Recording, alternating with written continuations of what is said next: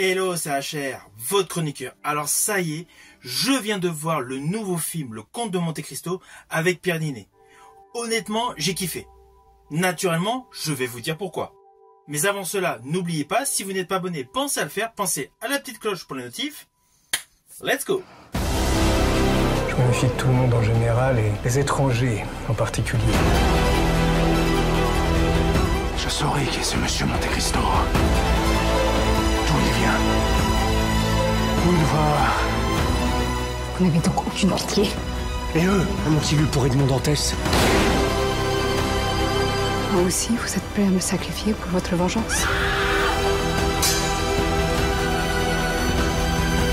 Ce n'est pas de la vengeance, c'est de la justice. Si je renonce à me faire justice, je renonce à la seule force qui me tient en vie. Alors ce nouveau film, Le Comte de Monte Cristo avec Pierre Niney, est une totale innovation.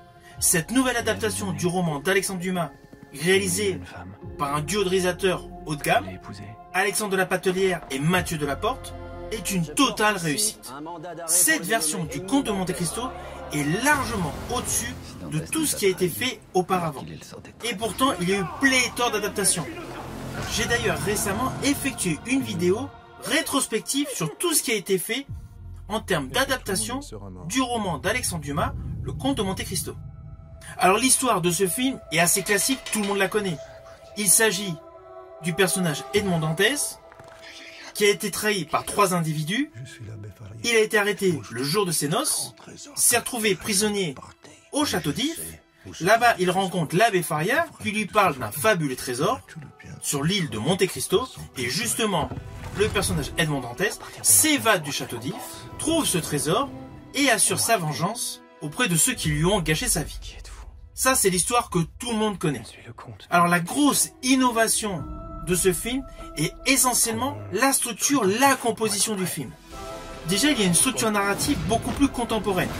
Les lignes scénaristiques, les lignes de dialogue sont excellentes, mais elles n'utilisent pas un vocabulaire à l'ancienne, comme récemment la belle adaptation des 3 Mousquetaires.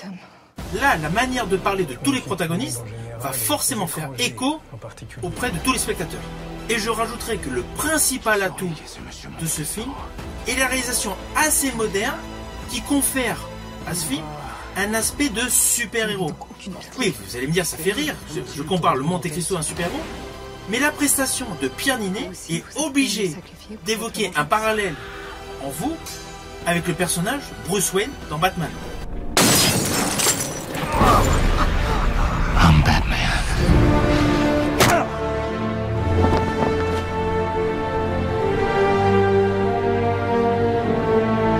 Nice coat. Thanks.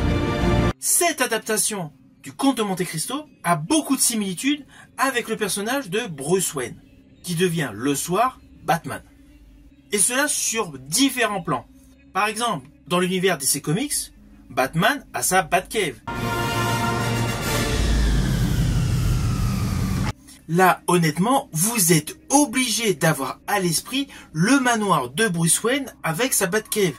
Car dans ce film, le manoir du Comte de Monte Cristo abrite justement un sous-sol qui fait étonnamment écho à la Batcave.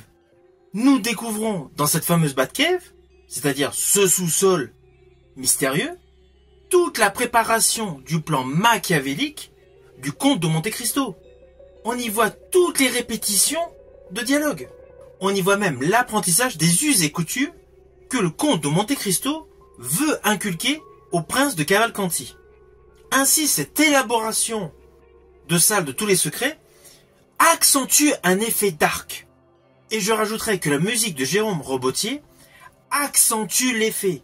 Dès qu'il y a un côté ombrageux, un côté shadow qui est mis à l'image, les sonorités musicales de Jérôme Robottier accentuent des tonalités sombres.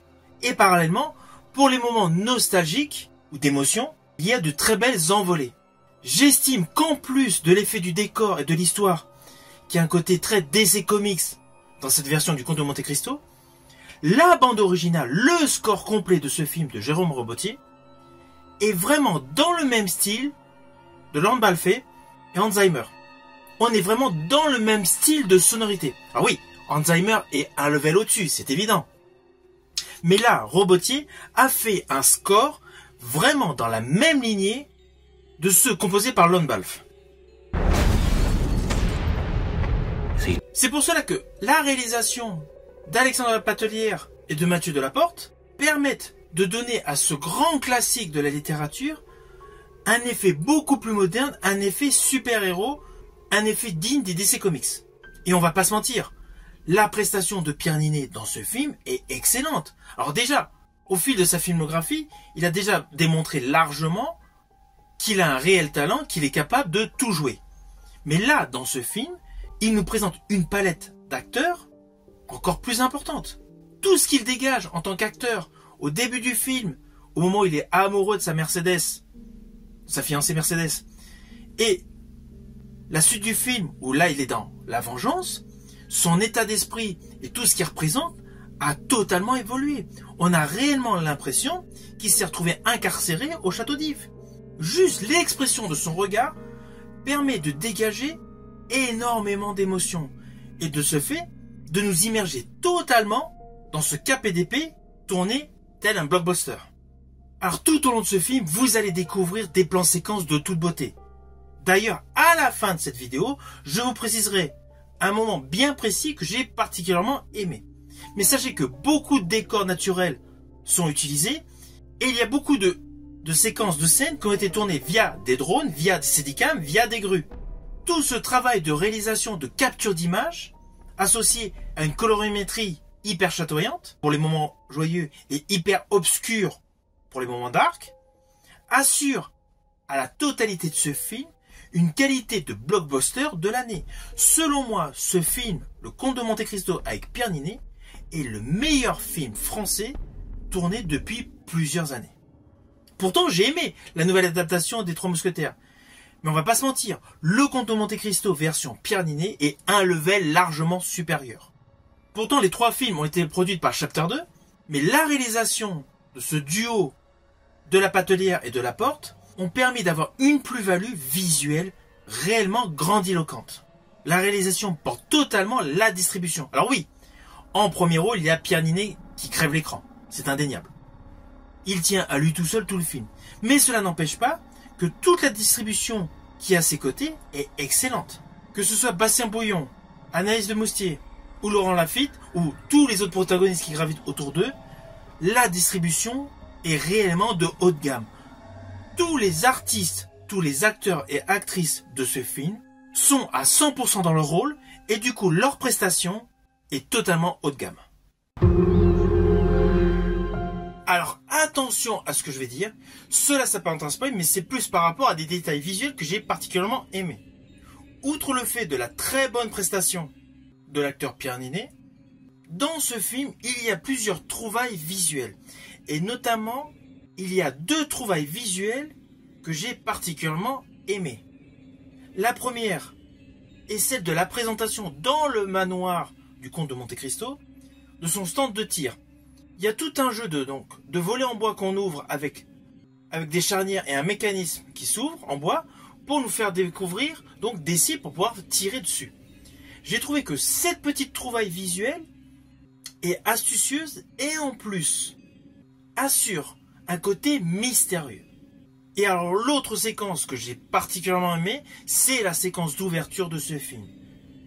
Contrairement à toutes les versions du Comte de Monte Cristo, c'est la première fois que le spectacle s'ouvre directement sur la mer. Alors oui, là on voit un bateau qui a des soucis, une femme qui est dans l'eau, bon, je ne vais pas expliquer ce qui se passe. Mais voilà, ce détail visuel pour ouvrir le film est un détail que j'ai particulièrement aimé. Vous voyez, ce n'était pas du tout des spoils de folie. Moi aussi, vous êtes prêt à me sacrifier pour votre vengeance? Ce n'est pas de la vengeance, c'est de la justice. Si je renonce à me faire justice, je renonce à la seule force qui me tient en vie. Alors au final, naturellement, c'est un film que je vous invite à découvrir. C'est vraiment le gros blockbuster du moment. J'espère sincèrement que ce film va récolter un immense succès. Alors oui, certains puristes pourront dire que par rapport à l'œuvre d'Alexandre Dumas, il y a un grand focus sur la vengeance. Mais le fait d'avoir fait ce choix permet de dynamiser l'ensemble de ce super film. Si vous avez aimé ma vidéo, n'oubliez pas, petit pouce vers le haut, pensez au partage. Quant à moi, je vous dis à bientôt pour une prochaine vidéo.